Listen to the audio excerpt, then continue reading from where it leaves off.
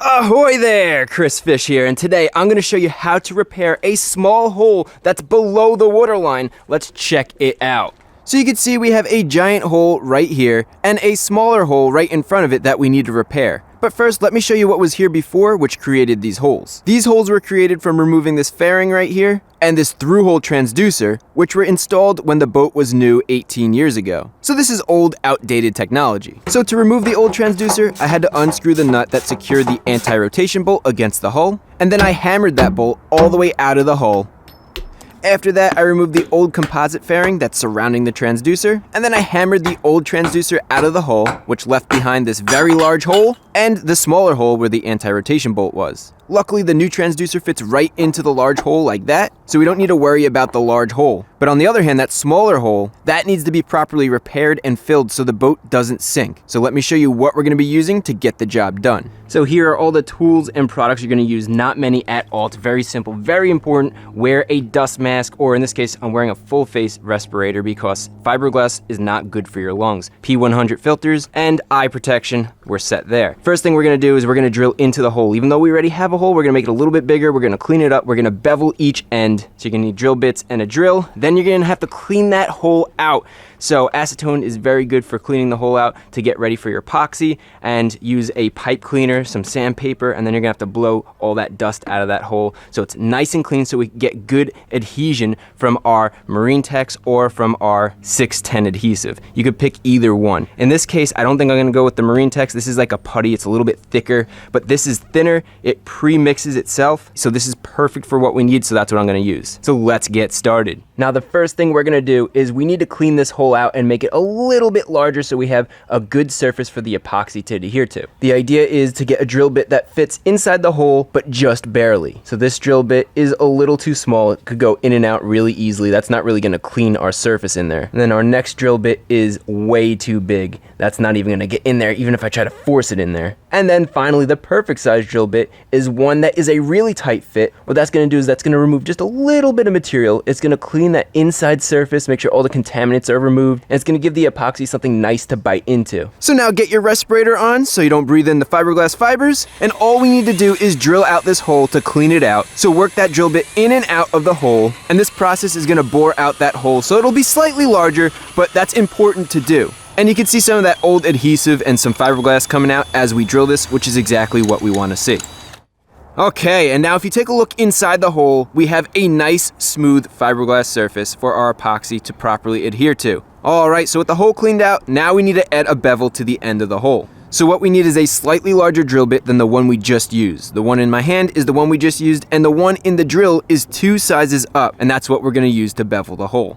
And real quick, let me show you what a bevel is and why a bevel is so important. Here we have a cutaway of 2 holes in a fiberglass hull. The left hole we won't bevel, so it goes straight through just like it is right now on the boat. On the right, we'll bevel the bottom of the hole with the wider drill bit, and we'll also bevel the top of the hole, which will make both ends of the hole a little bit wider. Now when we go to seal the hole, we're using a thickened epoxy, which is basically a very strong structural glue. This epoxy will fill the hole and chemically bond to the surrounding fiberglass to solidify and seal the hole and prevent any water from coming in. Now for the non-beveled hole, if for some reason the epoxy fails and delaminates and becomes unglued, water pressure from the ocean and the waves could force the solid epoxy out of the hole and the boat could start taking on water and sink. Now on the right side with the bevel on each end, even if the epoxy delaminates and becomes unglued, it'll stay stuck in the hole because the beveled ends are physically wider than the hole, so the epoxy can't be forced out. And I do want to say we're using a high-end marine grade epoxy, so delamination and failing is very, very, very rare. But if you're 100 miles offshore and your life depends on it, you want to build in redundancies into the repair just to be safe. So now hopefully you understand why it's important. Let me show you how to add a bevel.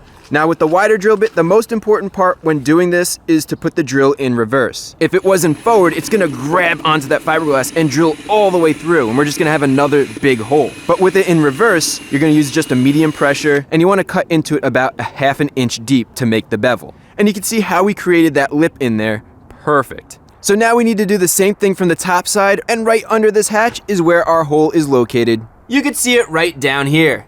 So we want to repeat this beveling process on top of our hole.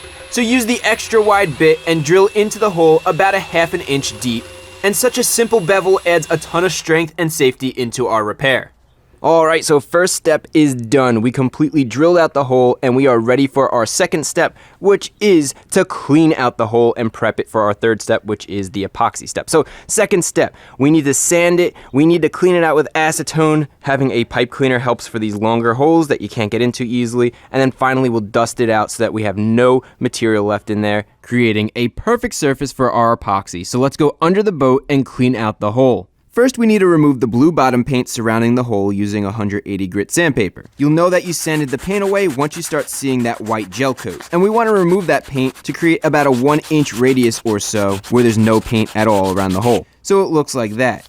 Good. So with the bottom paint removed, and you see those little specks right there, that's 5200 sealant, and we need to remove that so there's only gel coat. So grab a razor, or in this case, I have a sharp pocket knife, and scrape away that 5200. It's very important that we remove all the 5200, otherwise the epoxy won't seal right, so it's okay to cut into the gel coat a little bit just to make sure you get that 5200 out. And I'm just going to follow that contour of the bevel like so, and there's one more speck right there. Beautiful. Now with all the 5200 removed, let's get a pipe cleaner and clean out the dust from the hole so the epoxy can adhere directly to the fiberglass. Good. And now let's do the same thing on the other side of the hole. For this side, we have a metal scraper to scrape away the 5200. And you can see we popped a little air pocket there, but don't worry, we could fill that with epoxy later. And now we could get in there with our 180 grit sandpaper to clean up the surrounding fiberglass so the epoxy could properly bond. Beautiful.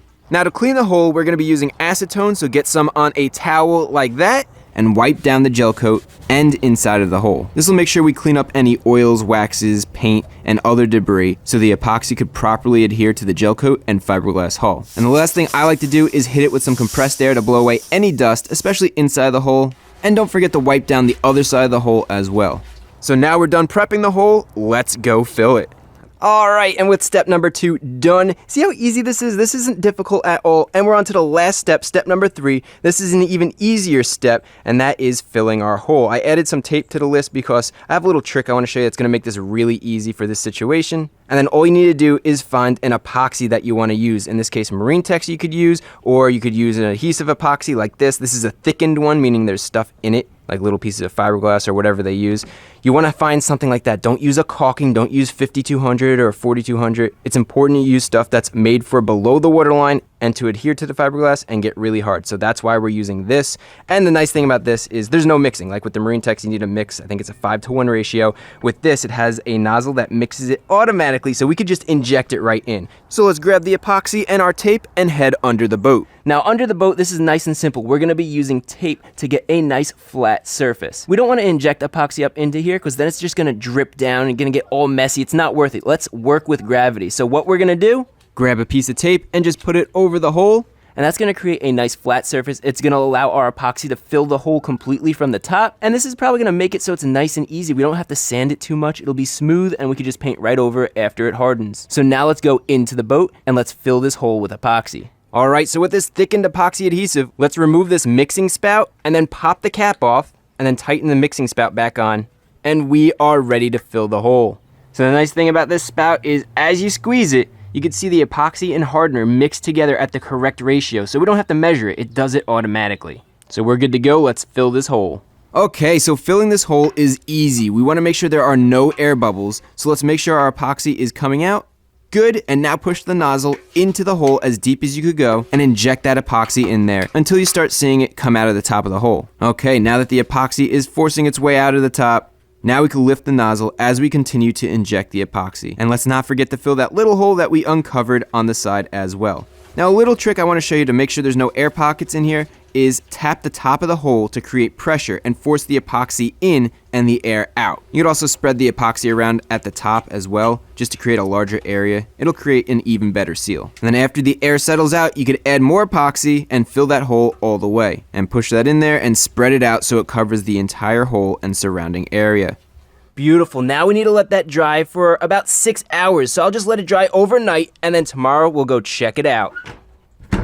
Alright, a day later, let's see how our epoxied hole turned out. Moment of truth, let's peel the tape away. And to test the hardness, I like to dig my nail into the epoxy. If it's soft, it still needs time to cure, but in this case, it's hard as a rock, so we could sand it smooth. So use 320 grit sandpaper on a sanding block, and sand that epoxy until it's smooth with the hull, like that. And remember, this doesn't have to be perfectly smooth because it's going to be covered by a few layers of ablative bottom paint. So just make sure you can't easily grab the edge of the epoxy with your fingernail, and then you're all set. Now in this case, I'm installing a brand new high-tech through-hole transducer. And I'm going to have an entire separate video on how to properly install a transducer, so stay tuned for that. But for a quick overview, I had to drill out that big hole so it fits the new transducer. Then I beveled the edge of this hole. I added 5200 onto the back of the transducer, and then I pushed the new transducer into the hole to seal it. And here's our finished product. The transducer is installed and our hole right in front of it is properly repaired, filled, and sealed. So now we need to let this cure for 24 hours and then we can get the boat in the water.